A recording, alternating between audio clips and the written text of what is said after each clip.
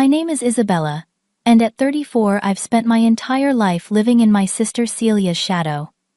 While she collected accolades and family praise, I quietly built my career away from her spotlight.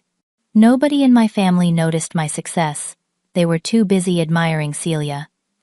That monthly family dinner was supposed to be just another evening of her bragging, until it became the night that changed everything between us. Before I continue my story, let me know where you're watching from. And don't forget to like and subscribe if you've ever had someone underestimate you. Because trust me, what happens next is something you won't want to miss. Growing up with Celia was like constantly standing next to the sun. You might be there but nobody notices you because they're too busy being dazzled by the brightness.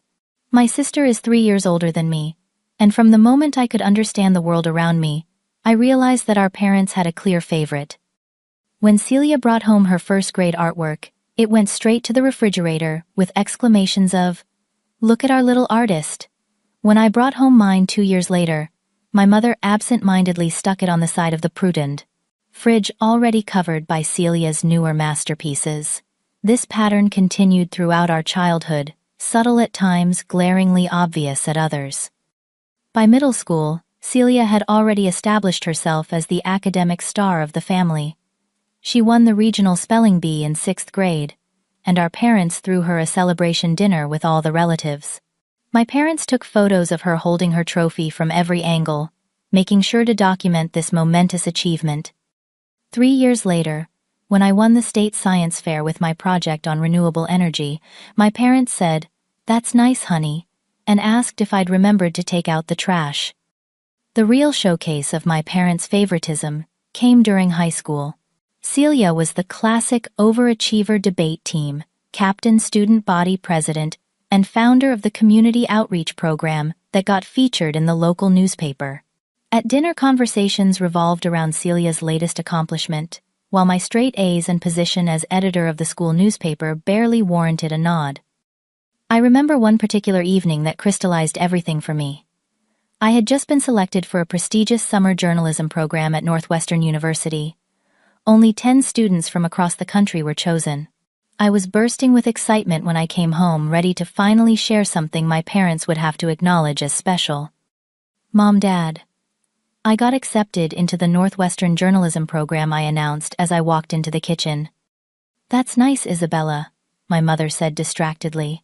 "Did you hear that Celia was nominated for prom queen?" And just like that, my achievement was brushed aside for Celia's popularity contest. I sat through dinner listening to my parents gush about how everyone loved Celia, how she was bound to win because she was so special, so talented, so perfect. It wasn't just my parents, though. Celia herself had perfected the art of putting me down to elevate herself. "Isabella's more of a behind-the-scenes person," she would tell people with a sympathetic smile. "Not everyone can be comfortable in the spotlight like me." She had mastered the backhanded compliment, "Isabella's so lucky, she doesn't have the pressure of high expectations like I do." Our high school graduation ceremonies were held 2 years apart, but they might as well have been in different universes. When Celia graduated as valedictorian, my parents invited extended family from 3 states away. They rented out a restaurant for the celebration and commissioned a professional photographer. My father couldn't stop telling everyone how his daughter was going to Princeton on a partial scholarship. When my graduation came around, we had a small dinner at home. Despite graduating 3rd in my class, the conversation somehow turned to Celia's freshman year successes at Princeton. My acceptance to the state university was met with what felt like disappointment, though they never said it outright. "It's a perfectly good school," my mother said, in the same tone she might use to describe a mediocre restaurant. Through all of this, I never confronted them. I never demanded the recognition I deserved. Instead, I made a quiet promise to myself. I would build my own path away from Celia's shadow, and I would succeed on my own terms.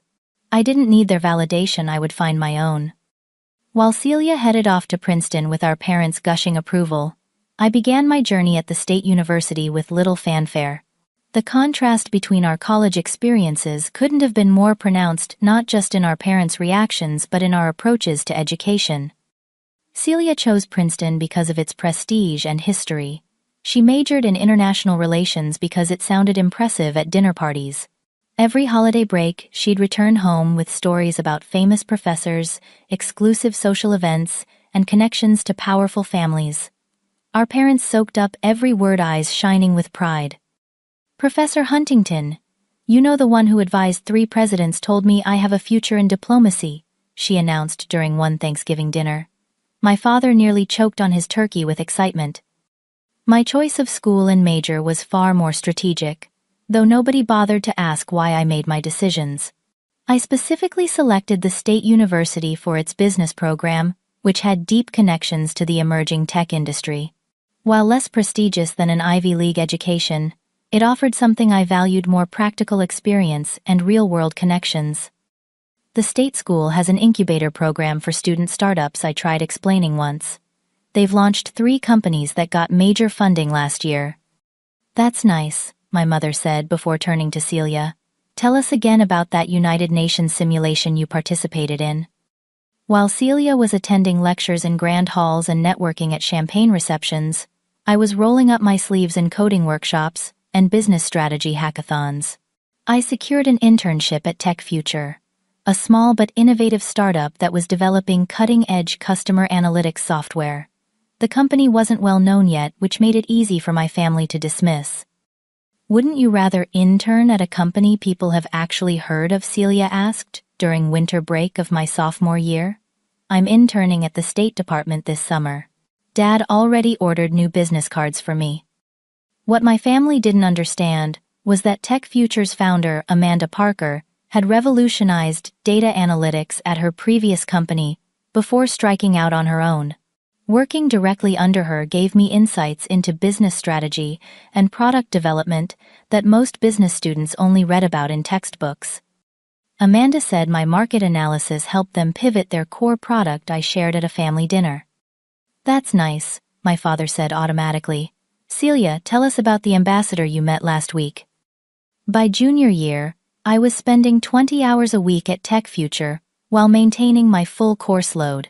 Amanda had become more than a boss. She was a mentor who saw potential in me that my family never had. She taught me how to identify market gaps, develop strategic plans, and most importantly, how to trust my own judgment. "You have a natural talent for seeing where businesses need to go before they know it themselves," Amanda told me after I'd identified a crucial flaw in a competitor's approach. "That's rare, Isabella. Don't let anyone convince you otherwise." Those words sustained me through family gatherings where Celia's internships at prestigious but ultimately meaningless positions were celebrated while my hands-on experience was ignored. During our respective senior years, the differences in our approaches became even clearer. Celia was focused on crafting the perfect resume, joining prestigious-sounding committees, and ensuring she had impressive titles to drop in conversation. I was busy helping Tech Future secure its first major client and learning how to navigate the complexities of scaling a business. Our graduations reflected these differences perfectly. Celia's Princeton graduation was an extravagant affair.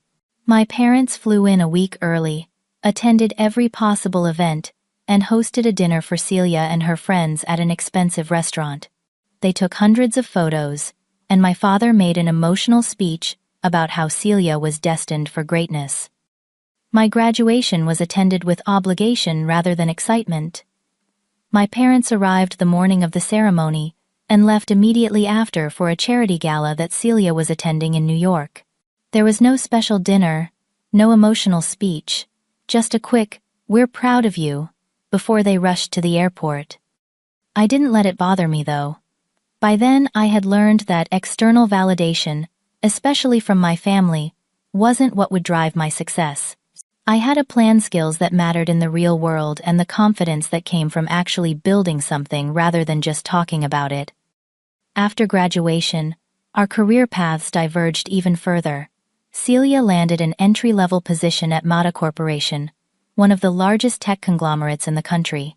It wasn't a particularly impressive role, essentially an administrative assistant to a mid-level manager, but the company name carried weight, and Celia knew how to leverage that. Meta Corporation is basically shaping the future of technology, she boasted during a family dinner shortly after starting. I'm right in the center of it all. Meanwhile, I had received an offer from Bluestream Technologies, a well-established firm with a good reputation. The salary was excellent, and the position would look impressive on my resume. But Amanda had asked me to stay on at TechFuture in a full-time strategy role as they expanded. You'll be taking a risk, Amanda warned me honestly. We're still finding our footing. The salary is lower than what you could get elsewhere, and there's no guarantee we'll succeed. But you'll have real responsibility and equity if we do make it. I chose TechFuture without hesitation, a decision that my family led by Celia deemed foolish. You're turning down Bluestream for a company nobody's heard of. Celia laughed when I announced my decision. This is why you'll always be a step behind Isabella. You don't think big picture. My mother frowned. Are you sure that's wise, honey? A good name on your resume can open so many doors. TechFuture is doing innovative work, I tried explaining, and I'll have input on company strategy from day one. Strategy input at a tiny startup versus being at Meta, my father mused. It's not really comparable, is it? For the first year, things at TechFuture were exciting. We secured 2 major clients, expanded our team, and our technology was starting to get attention in industry publications. I was thriving in my role, helping shape product direction and client acquisition strategies. Amanda continued to mentor me, pushing me to develop skills in areas I hadn't considered before. Then the market shifted. A larger competitor released a similar product at a fraction of our cost. 2 of our major clients didn't renew their contracts. Suddenly, TechFuture was struggling to stay afloat. We downsized from 15 employees to 8. Amanda and I worked around the clock trying to pivot our offering, but investment money dried up. This is exactly why you go with established companies, Celia said smugly, when I mentioned our challenges during a phone call. I just got my first performance bonus at Meta. They're stable, secure. After 18 months of fighting to save TechFuture, Amanda called us all together with tears in her eyes. We've run out of runway, she said simply. I'm so sorry, everyone. Just like that, I was unemployed. TechFuture closed its doors, and I found myself with a resume that featured a failed startup as my only post-college experience. Celia, of course, wasted no time in pointing this out. This is what happens when you try to take shortcuts, she told me during our parents' anniversary dinner. While you were playing entrepreneur, I've been building a solid career foundation. She had recently been promoted to executive assistant to a senior director, a fact she managed to mention at least 5 times that evening. The next few months were difficult. I applied to dozens of positions but rarely got callbacks. When I did get interviews, they inevitably asked about TechFuture's failure, probing for what went wrong. My confidence, once so solid, began to waver. I was at a coffee shop revising my resume for the 20th time when someone called my name. I looked up to see Richard Bennett, a venture capitalist, who had met with Amanda and me during TechFuture's final fundraising attempt. Isabella Parker, he said, sliding into the seat across from me. I've been wondering what happened to you. We talked for nearly 2 hours. Richard had been impressed by my strategic analysis during our previous meeting, even though his firm had ultimately passed on the investment. You identified every weakness in your own business model before I could, he recalled. That level of honest self-assessment is rare. Richard was now working with Vertex Systems, a mid-sized tech company that specialized in enterprise software. They're looking for someone in their strategy department, he said. It's a junior role, but with your background, you could add real value. Would you be interested? 2 weeks later, I started at Vertex Systems as a junior strategy analyst. The role was several levels below where I'd been at TechFuture, but I was grateful for the opportunity. The company had a solid product, but was struggling to differentiate itself in a crowded market. I quickly noticed that my colleagues avoided certain projects, the ones deemed too challenging or risky. I volunteered for them. The first was a complete reassessment of a product line that was underperforming. After weeks of analysis, I presented a counterintuitive strategy, discontinue the current version, and rebuild it from scratch, with a focus on a specific industry vertical that competitors were ignoring. This is either brilliant or career suicide, my manager told me bluntly. 6 months later, the rebuilt product had gained significant traction in the targeted vertical, bringing in 3 major clients that had previously dismissed Vertex. My reputation within the company shifted overnight. I was no longer the junior analyst from a failed startup. I was the strategist who saw opportunities others missed. When I called my parents to share this success, they seemed distracted. "That's wonderful, dear," my mother said quickly. "Did you hear Celia's been asked to represent Mata at an industry conference? She might even be on a panel." I hung up the phone, smiling to myself. For the first time, their dismissal didn't sting. I didn't need their validation anymore. I had found my path, and I was just getting started. 5 years passed in what felt like the blink of an eye. While Celia continued to climb the corporate ladder at Mata Corporation, moving from executive assistant to coordinator to junior manager, I was carving out my own path at Vertex Systems. My revival of the struggling product line had earned me a promotion to senior strategy analyst, and from there, my trajectory had been steadily upward. I led the acquisition analysis for 2 smaller companies that expanded our market reach, developed a partnership strategy that opened new revenue streams, and eventually was promoted to Director of Corporate Strategy at the age of 32. What made me particularly effective was my ability to see beyond surface metrics. While others chased quarterly numbers, I focused on building sustainable advantages. When our main competitor launched a flashy new feature, I advised against a reactive response, and instead pushed us to strengthen our core, offering a move that retained 98% of our customers when the competitor's feature ultimately failed to deliver on its promises. "You have an uncanny ability to see around corners," my CEO commented after one particularly successful strategic pivot. Celia's career at Mata looked impressive on paper. She had the right titles, attended the right conferences, and knew how to sell her accomplishments. But those who worked closely with her knew that her roles were more about appearance than substance. She managed projects that were already predetermined to succeed, and took credit for team accomplishments while deflecting blame for failures. "I've been put on Mata's fast-track program," she announced during a Christmas gathering. "Only 2% of employees are selected." What she didn't mention was that the program was largely ceremonial, a way for Mata to make mid-level managers feel special, without actually investing in their development.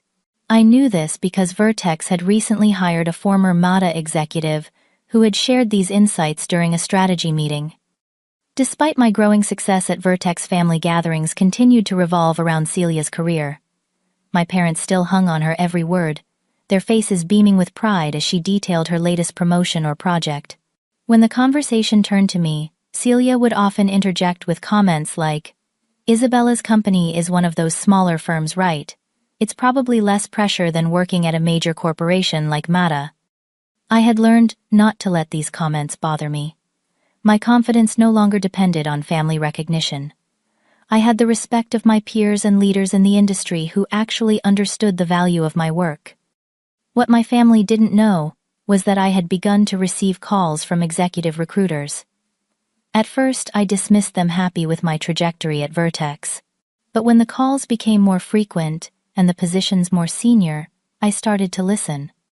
I kept these opportunities private, not out of secrecy, but because I had learned that my achievements meant more to me when they weren't subject to my family's evaluation. When I received an Industry Innovation Award for a market expansion strategy I'd developed, I didn't even mention it to my parents or Celia. The recognition from people who understood the work was enough. Meanwhile, Celia had become insufferable about her career at Mata. Every conversation, every family gathering, every holiday became a stage for her to perform her corporate success story. She had recently been promoted to Senior Manager of Client Relations, a title she repeated so often it might as well have been her name. Senior Manager of Client Relations at Mata Corporation became her identity, her introduction, her constant refrain. What she didn't seem to realize was how transparent her insecurity had become. The more she boasted, the more obvious it was that she was seeking validation. I was working late one evening when my phone rang with an unknown number. Thinking it might be a client from the West Coast, I answered. "Is this Isabella Parker?" a woman's voice asked. "Yes, it is. My name is Diane Robertson from Kingsley Executive Search. I'm calling regarding a confidential executive opportunity that I believe would be of interest to you."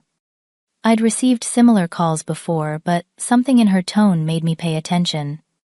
"We've been retained to conduct a search for a new chief executive officer for a major technology corporation. Your name has been mentioned by several industry leaders as someone who has the strategic vision this company needs right now." I nearly dropped my phone when she named the company Mata Corporation. "There must be some mistake," I said. "I've never worked at Mata." "This isn't a mistake, Miss Parker. The board is specifically looking outside their current leadership. They need someone who can help them innovate again. Your track record at Vertex speaks for itself."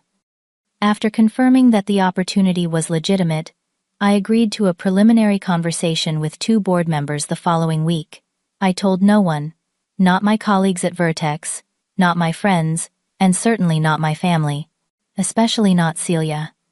2 days later, as if on cue, Celia called me. "Guess who just got another promotion?" she sang into the phone, without even saying hello. "Congratulations," I said automatically. "Deputy Director of Strategic Client Engagement," she announced proudly. "It's a newly created position that reports directly to the Executive Vice President." "That's great, Celia," I said, trying to sound enthusiastic. "What's new with you?" "Still at that same company?" she asked, though I knew she didn't really care about the answer. "Yes, still at Vertex." "Well, not everyone can have a fast-tracked career," she said with that familiar condescension. "Some people just peak early. Anyway, make sure you come to Mom and Dad's for dinner next month. I want to tell everyone about my new office on the executive floor." As I hung up, I wondered what Celia would say if she knew I was being considered to become her company's CEO. The thought was both amusing and unsettling. But I pushed it aside. The possibility was still remote, and I had work to do if I wanted to be taken seriously for such a position. The initial conversation with Mata Corporation's board members went surprisingly well. What had started as an exploratory discussion turned into a 3-hour deep dive into Mata's challenges and my thoughts on addressing them. "We're impressed with your candor," Miss Parker said. Harold Kingsley, the board chairman. "Most candidates spend these meetings telling us how great we are." "Mata is an iconic company," I replied honestly. "But you've lost your innovation edge. Your core products haven't evolved significantly in 5 years, and your market share is eroding to more agile competitors." Rather than being offended, the board members leaned in. Over the next few weeks, I participated in a series of increasingly intensive interviews. Each time, I was asked to sign additional confidentiality agreements. The board was keeping the CEO search extremely private. Even most of Mata's executives didn't know it was happening. For the final round, I was asked to prepare a comprehensive presentation on my vision for Mata's future. I spent weeks researching the company, its products, market position, and culture. I analyzed their financials, spoke with former employees, and studied their competitors. I even became a customer of several Mata products to experience them firsthand. The night before my presentation, Celia called again. "You'll never believe what happened today," she gushed without preamble. "I've been asked to lead a special project for the executive committee. It's very hush-hush, but it's going to be huge for my career." "That sounds exciting," I said, distracted by my preparation. "This is the kind of opportunity you get at a major corporation," she continued. "I don't mean to be harsh, but your little company just doesn't operate at this level. You should consider applying to Mata. I could probably get your resume in front of HR. You'd have to start lower, of course, but it would be a step up from where you are." I bit my tongue. "Thanks for the offer, but I'm happy where I am." "Suit yourself," she sighed. "Just don't come crying to me in 5 years when you're still in the same position while I'm running a division." After we hung up, I returned to my presentation with renewed focus. The next day, I delivered my vision to the board, a complete reimagining of Mada's approach to innovation, customer engagement, and market strategy. I outlined specific steps for the first 100 days, the first year, and a 3-year transformation plan. When I finished, the room was silent for a long moment. Miss Parker Harold finally said, "Would you mind stepping outside while we confer?" I waited in an adjacent room for what felt like hours, but was probably only 20 minutes. When I was called back in, Harold stood to greet me. "Isabella," he said, using my first name for the first time, "we'd like to offer you the position of Chief Executive Officer of Mata Corporation." Despite having prepared myself for this possibility, the reality of it hit me like a physical force. This wasn't just any CEO position. This was Mata, one of the largest tech companies in the country, and it was Celia's company. "The board has unanimously agreed that you represent the future Mata needs," Harold continued. "Your compensation package will include." He outlined a salary and benefits package that made my current compensation seem like pocket change. "We'd like to announce your appointment at the beginning of next month," he concluded. "Can we count on you to join us?" I took a deep breath. "Yes," I said firmly. "I would be honored to accept the position." As I left the Mata headquarters, I felt a strange mix of emotions: pride in what I had accomplished, excitement for the challenge ahead, and a complicated anticipation about how this would affect my relationship with Celia. The next few weeks were a whirlwind of confidential meetings, contract negotiations, and transition planning. I gave notice at Vertex, sharing only that I had accepted a position elsewhere. My CEO was disappointed, but understanding. "Whoever got you is lucky," he said sincerely. "If you ever want to come back, just say the word." Through it all, I maintained absolute secrecy about my new role. The board and I had agreed that the announcement would come as a press release on Monday morning, following the family dinner at my parents' house on Sunday night. The timing wasn't intentional. It was simply when the paperwork and transition details would be finalized. As Sunday approached, I felt increasingly nervous about the dinner. Not because of the CEO announcement, the timing of that was coincidental, but because I knew that once the news broke, my relationship with Celia would be forever changed. Part of me hoped this might finally earn her respect. Another part worried it would only deepen the rift between us. What I didn't anticipate was that Celia would choose this particular family dinner to be more condescending than ever before. Sunday evening arrived, and I pulled up to my parents' suburban home with a mixture of dread and anticipation. The familiar 2-story colonial looked exactly as it had throughout my childhood, meticulously maintained by my father, with my mother's prized rose bushes framing the front walkway. This house had been the stage for countless family dinners where Celia was the star and I was at best a supporting character. Tonight would be different, though, not in the way anyone expected. I checked my appearance in the rearview mirror before getting out of the car. I had deliberately dressed down in jeans and a casual blouse. Tomorrow I would step into Mata Corporation as its new CEO, but tonight I was just Isabella, the younger sister, who, according to family mythology, had never quite measured up. "Isabella, you're early," my mother exclaimed as she opened the door. She gave me a quick hug before turning back to the kitchen. "Your father's watching the game. Celia called to say she's running a bit late. Something about an important work call." Of course she was late. Celia had perfected the art of the grand entrance years ago. My father looked up briefly from the television when I entered the living room. "Hey, kiddo," he said, his eyes quickly returning to the screen. "How's work?" "It's good," I said, simply knowing from experience that detailed answers about my career were met with polite disinterest. My cousin Rachel and her husband Dave arrived next, followed by my Aunt Patricia and Uncle James. Small talk filled the time as we waited for Celia. Rachel was in the middle of telling me about her new job as a teacher when the front door swung open dramatically. "Sorry I'm late, everyone," Celia announced, sweeping into the room like a celebrity arriving at a premiere. She was impeccably dressed in a designer suit, her hair and makeup flawless. She carried a shopping bag filled with what appeared to be expensive gifts. Work has been absolutely crazy. But I brought presents. My parents immediately gravitated toward her, my mother fussing over her appearance while my father took the shopping bag. You shouldn't have, sweetie, he said, though his pleased expression suggested he thought she absolutely should have. Celia distributed her gifts with flourish, an expensive bottle of scotch for my father, a designer scarf for my mother, and various luxury items for everyone else. When she got to me, she handed over a small box with a smile that didn't quite reach her eyes. A little something from my business trip to Paris, she said loudly enough for everyone to hear. I thought it would brighten up your office. I know how drab those small company workspaces can be. Inside was a small desk ornament from a Parisian boutique. It was actually quite lovely, but the gift came wrapped in a layer of condescension that was impossible to ignore. Thank you, I said, simply refusing to rise to the bait.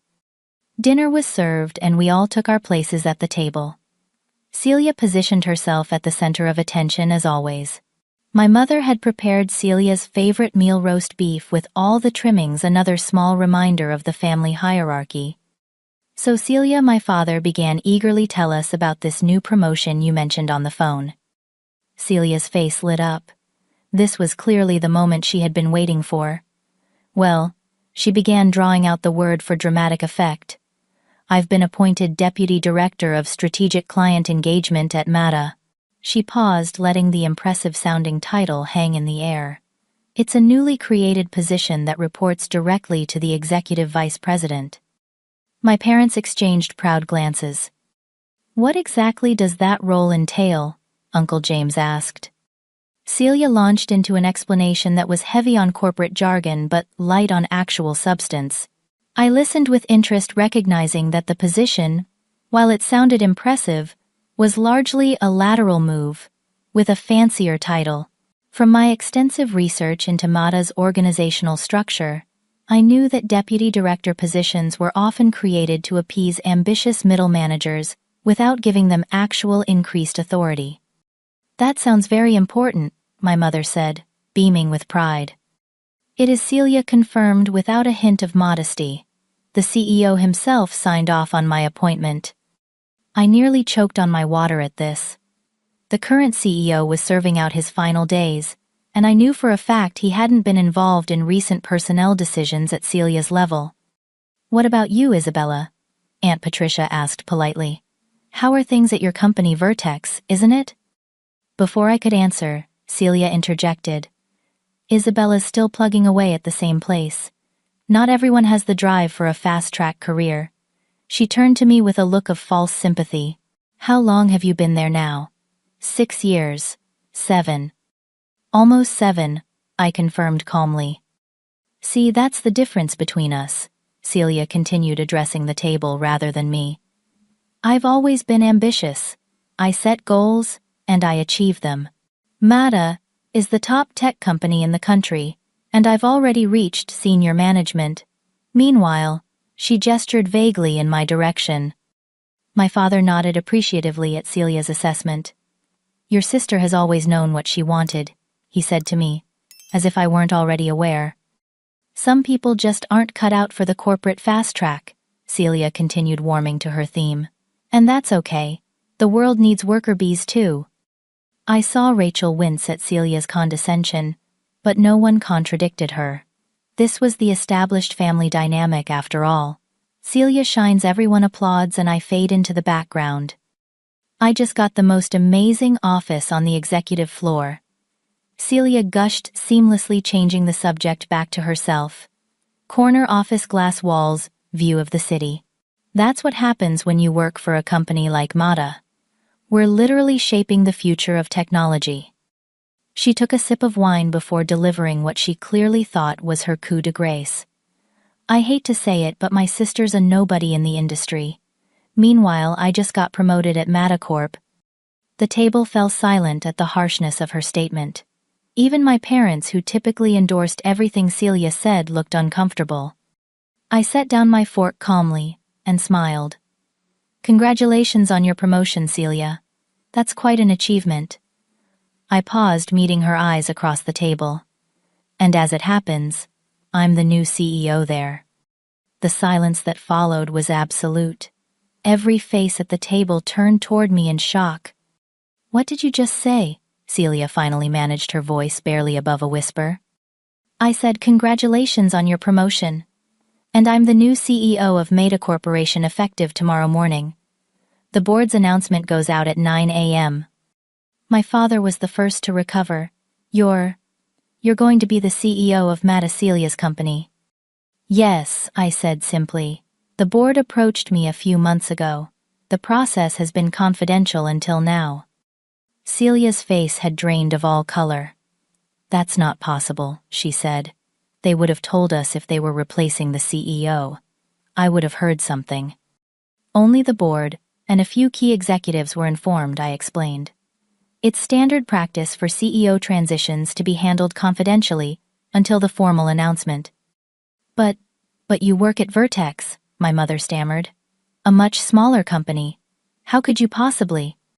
"The board was specifically looking for someone with fresh perspectives," I said. "My track record at Vertex caught their attention. I've spent the last 2 months interviewing and developing a strategic plan for Meta's next phase of growth." Celia's expression had shifted from shock to something closer to horror as the reality sank in. "You're going to be my boss. My actual boss." "Technically, yes," I acknowledged. "Though several layers of management separate your position from the CEO's office." A tense silence fell over the table. My parents exchanged bewildered glances, clearly struggling to reconcile their perception of their daughters with this new reality. Celia abruptly stood up her chair, scraping loudly against the floor. "Excuse me," she muttered, before rushing from the room. My mother half rose as if to follow her, then sank back down, looking at me as if seeing me for the first time. "Why didn't you tell us you were being considered for such an important position?" The question carried the weight of years of missed recognition, of achievements dismissed or overlooked.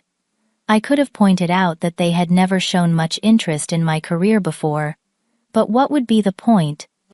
"I was bound by confidentiality," I said instead.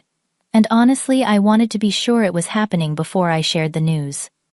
The rest of the dinner passed in a strange limbo. Celia didn't return to the table. My parents alternated between stunned silence and a barrage of questions about my new role. The dynamic had shifted so dramatically that no one quite knew how to behave. As I helped clear the dishes, my father approached me awkwardly. "I had no idea you were at this level in your career," he admitted. "Why didn't you ever talk about your successes?" I looked at him steadily. "I did, Dad. You just weren't listening." The morning after the family dinner, I arrived at Meta Corporation headquarters at 7:30, 2 hours before the official announcement would go out. The executive floor was quiet, with only a few early arrivals preparing for the day ahead. Harold Kingsley, the board chairman, met me at the elevator. "Ready for your first day, CEO Parker?" he asked with a warm smile. "As ready as I'll ever be," I replied honestly. My new office was spacious and imposing, with floor-to-ceiling windows overlooking the city skyline. A team of assistants had prepared everything, computer setup, security credentials in place, even my name already on the door. It was surreal to see Isabella Parker, Chief Executive Officer, etched in elegant lettering on the glass. At exactly 9 o'clock, the company-wide email went out, followed immediately by a press release to the major business publications. Meta Corporation names Isabella Parker as new Chief Executive Officer. The headline read. By 9:15, my phone was flooded with congratulatory messages from colleagues, friends, and industry contacts. My parents called, sounding both proud and slightly confused, as if they were still processing the revelation from the previous night. Celia was notably silent. At 10 o'clock, I held my first executive team meeting. These were the senior leaders of Meta, men and women, who had been running the company for years. Most had been aware of the CEO search, but were meeting me for the first time. I could see the apprehension in some faces, curiosity in others, and open skepticism in a few. "I know I'm not who many of you expected," I began candidly. "I come from outside Meta, and I have different perspectives on where this company needs to go.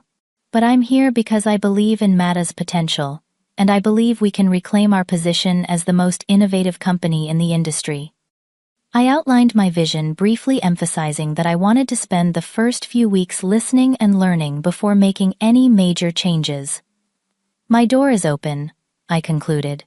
I want to hear from all of you, your insights, your concerns, your ideas. We're going to build Meta's future together. By lunchtime, word of my appointment had spread throughout the company. Employees were gathered in break rooms and hallways discussing what this unexpected leadership change might mean. I had anticipated this reaction and had scheduled a company-wide town hall for later that afternoon. What I hadn't anticipated was running into Celia in the executive floor bathroom. She was standing at the sink when I walked in, and our eyes met in the mirror.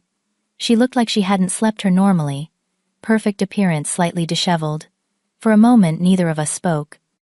"Congratulations," she finally said, her voice flat. "Quite an achievement." "Thank you," I replied simply. "Did you plan this?" she asked suddenly. "Was this some kind of revenge plot? Wait until I've built my career at Meta, and then swoop in as CEO to humiliate me?" The accusation was so absurd that I almost laughed, but the genuine distress in her eyes stopped me. "Celia, I had no idea you worked at Meta when the board first approached me. It's a company with thousands of employees. The fact that you're here is a coincidence." "A coincidence," she repeated skeptically. "So, it's just chance that after years of me being more successful, you happen to become CEO of my company." I sighed, recognizing the familiar pattern of Celia making everything about herself. "This isn't about you," I said gently. "I was hired because of my track record and vision for Meta's future. Your presence here wasn't a factor in my decision to accept the position." "So what happens now?" she demanded. "Are you going to fire me? Demote me? Use your power to get back at me for all those times I overshadowed you?" I looked at my sister, really looked at her, and saw something I'd never noticed before: insecurity. Beneath the polished exterior and bravado was someone desperately afraid of losing her perceived status. "I'm not going to do anything to you, Celia," I said quietly. "You'll be evaluated on your merits, just like every other employee at Meta. If you're as good at your job as you've always claimed to be, you have nothing to worry about." "That's it?" she asked clearly, expecting something more dramatic. "That's it," I confirmed. "I don't want special treatment for my sister, positively or negatively. I just want everyone at Meta, including you, to do their best work." She seemed momentarily at a loss for words, as if this reasonable approach had caught her off guard. "Mom and Dad called me this morning," she said finally. "They couldn't stop talking about how proud they are of you." The note of bitterness in her voice was unmistakable. "There's room for them to be proud of both of us," I pointed out. "It doesn't have to be a competition." "Easy for you to say now that you've won," she muttered. I shook my head. "I haven't, won't, anything, Celia. I've earned a position through hard work and strategic thinking, just like you've earned your positions. The difference is that I never needed to put you down to feel good about my achievements." She flinched slightly at that, but didn't argue the point. "So where do we go from here?" she asked after a moment. "Forward," I said simply. "I have a company to lead, and you have a role to play in that company if you choose to stay. And maybe, just maybe, we can start building a healthier relationship as sisters too." Celia didn't respond to that, just gave a small nod before brushing past me out of the bathroom. I knew better than to expect an immediate transformation. Years of unhealthy competition and ingrained behaviors wouldn't disappear overnight, but it was a start. The first 6 months, as CEO, were both exhilarating and exhausting. I worked relentlessly to learn every aspect of Meta's business, meet key employees at all levels, and begin implementing the strategic vision I had presented to the board. Some of my initiatives were met with resistance, others with enthusiasm, but gradually, the company began to transform. Celia and I maintained a professional distance at work. She neither sought special treatment nor faced any discrimination because of our relationship. In fact, when she led a successful client retention initiative, I made sure she received proper recognition. At family gatherings, a new dynamic slowly emerged. My parents, initially shell-shocked by the revelation of my career success, began to take a genuine interest in my work. They asked questions, listened to my answers, and spoke proudly of my achievements without diminishing Celia's. Celia struggled with the shift in attention, but over time seemed to relax into a world where she didn't have to be the singular star. At Christmas dinner, 6 months after I became CEO, she even asked my advice about a career development question, a small but significant step. What I've learned through this journey is that true success isn't about proving others wrong or seeking external validation. It's about finding your path and pursuing it with integrity and determination, regardless of whether anyone is watching or applauding. For years I worked in Celia's shadow, unseen and unacknowledged by those whose recognition I most craved. But in that shadow, I developed strengths and skills that ultimately led me to greater heights than I might have reached if I'd been constantly bathed in praise and attention. There's a certain freedom in being underestimated. When no one expects greatness from you, you're free to define success on your own terms, to take risks without fear of disappointing others, to build something authentic rather than performative. I still have days when I look around my CEO office and can hardly believe this is my life. Not because I don't think I deserve it. I know exactly how hard I've worked and what I've sacrificed to get here, but because the path was so unexpected, so different from what I or anyone else might have predicted. If you're in a similar position, overlooked, underestimated, living in someone else's shadow, I want you to know that your time will come if you stay true to yourself and your vision. Don't waste energy trying to convince others of your worth. Channel that energy into building something meaningful. The right people will notice when it matters. As for Celia and me, we're still writing our story.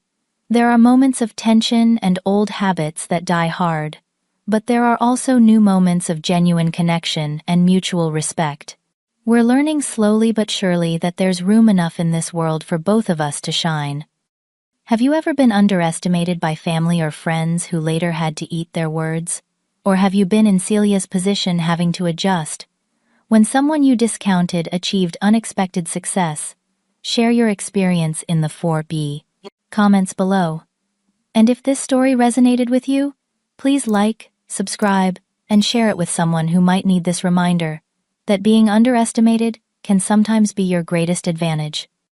Thank you for listening to my story, and remember, the people who truly matter will see your worth even when others don't.